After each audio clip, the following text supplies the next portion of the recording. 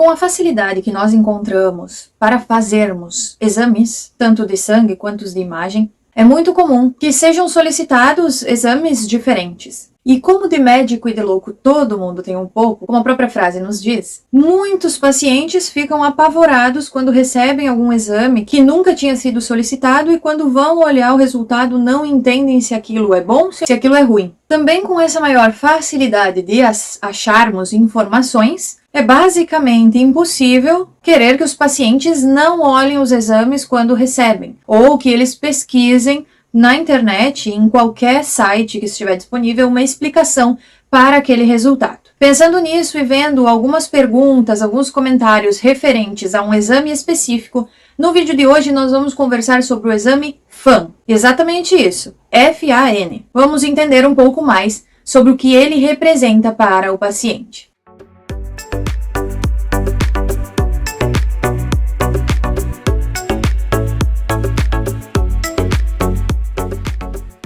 E aí pessoal, bem-vindos novamente ao meu canal, eu sou a Vivi, sou biomédica, mestre em Fisiologia Humana e doutoranda em Naturopatia. É um prazer estar novamente aqui falando com vocês sobre mais um assunto relacionado à área da saúde. Hoje nós vamos para a parte da explicação referente a exames de sangue.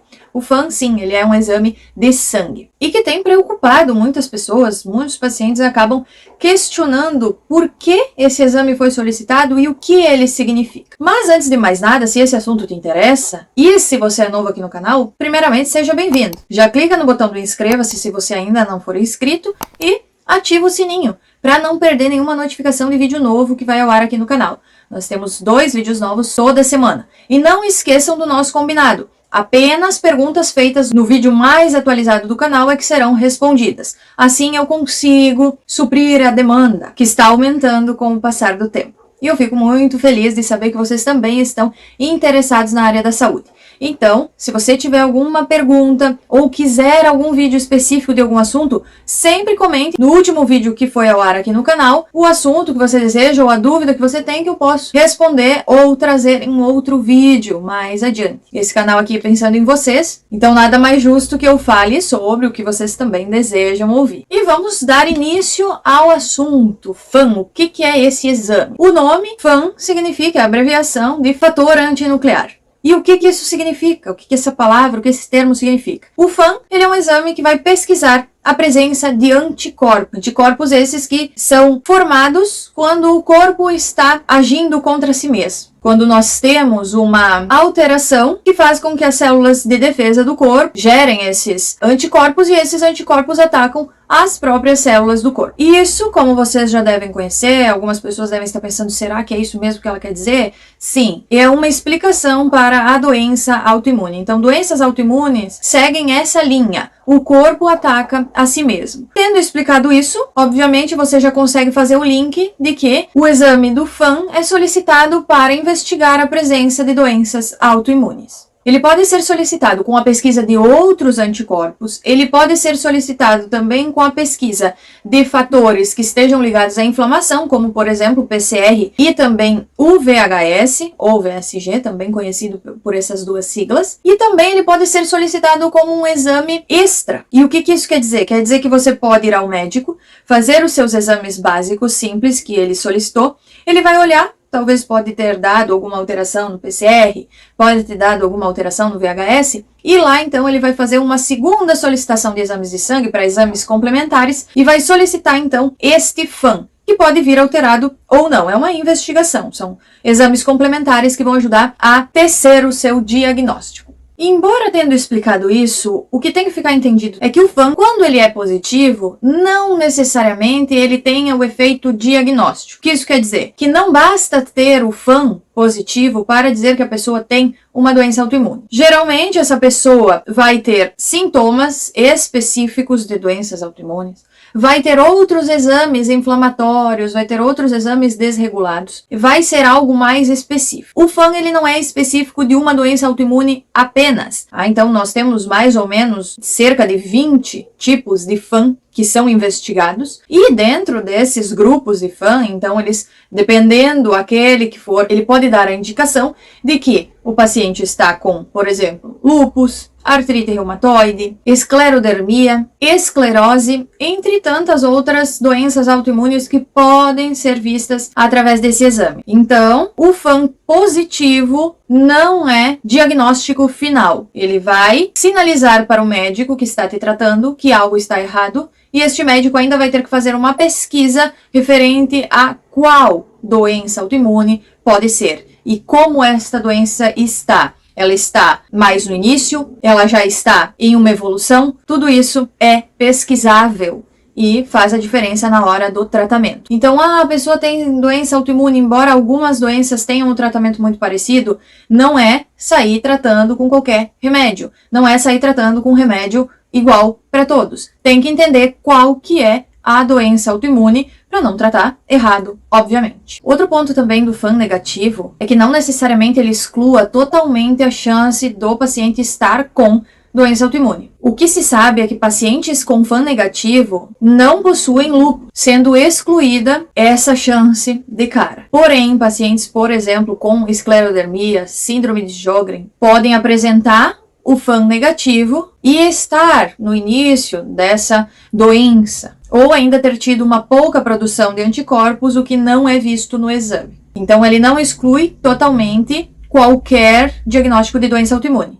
Mas a chance do paciente ter um FAM negativo e mesmo assim ter uma doença autoimune é bem menor. E pesquisando aqui para trazer o vídeo para vocês, encontrei uma informação muito importante que deve ser comentada e que eu vejo poucas pessoas comentando. Cerca de 10%, 12%, 15% da população, né, gira em torno disso, vão ter FAM positivo, podem ter um FAM positivo e não ter doença autoimune. O FAM, quando ele é feito, ele é observado os anticorpos que ficam brilhosos, fluorescentes na lâmina para visualização. Eles se grudam nas células e acabam ficando brilhosos, tá? Eles brilham e aí é conseguido ver se tem a presença ou se não tem. Mas também muda a questão do tipo de pontilhado, da forma que é analisada. Então, sendo assim, até mesmo a forma que é o pontilhado, que esse anticorpo se mostra, pode ser indicativo de doença autoimune ou não, mesmo que esse esteja presente. Por isso que, assim, esse tipo de exame, ele é considerado comum, corriqueiro, é bem solicitado,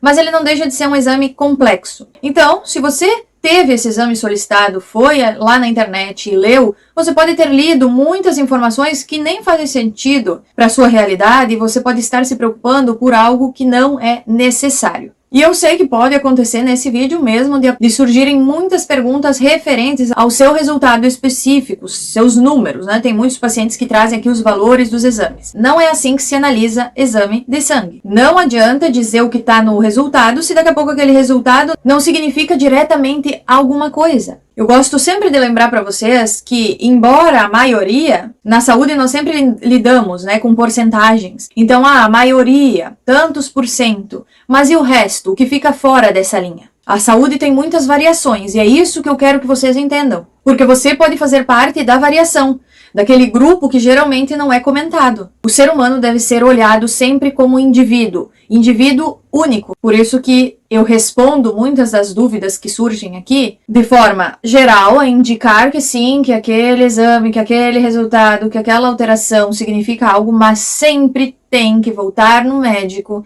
para que ele faça a avaliação dentro do que ele viu na consulta, porque é na consulta que você reclama, né, entre aspas, você mostra quais são os sintomas, o que está te incomodando.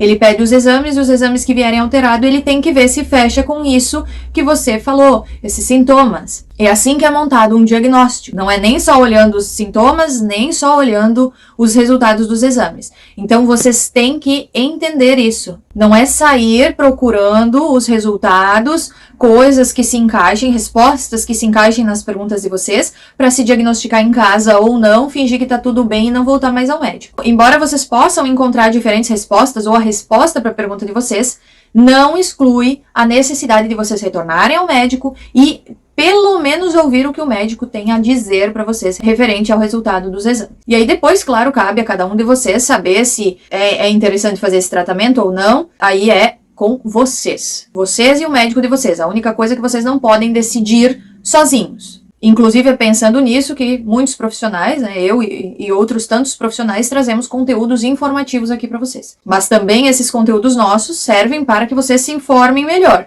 E isso também não exclui a necessidade de vocês retornarem para terminarem a avaliação com o médico de vocês. Então isso também tem que ficar entendido. Deixa aqui nos comentários se você já se preocupou com algum exame que deu alterado e qual que foi esse exame, e depois se realmente era algo preocupante ou não, se você se preocupou por nada. Quero ver aí qual a porcentagem dessas pessoas que acabam, sim, se preocupando simplesmente porque pesquisaram na internet e depois nem era para tanto. Então, eu espero que vocês tenham gostado desse vídeo. Qualquer coisa eu fico à disposição. Fiquem bem e até o próximo vídeo, se Deus quiser.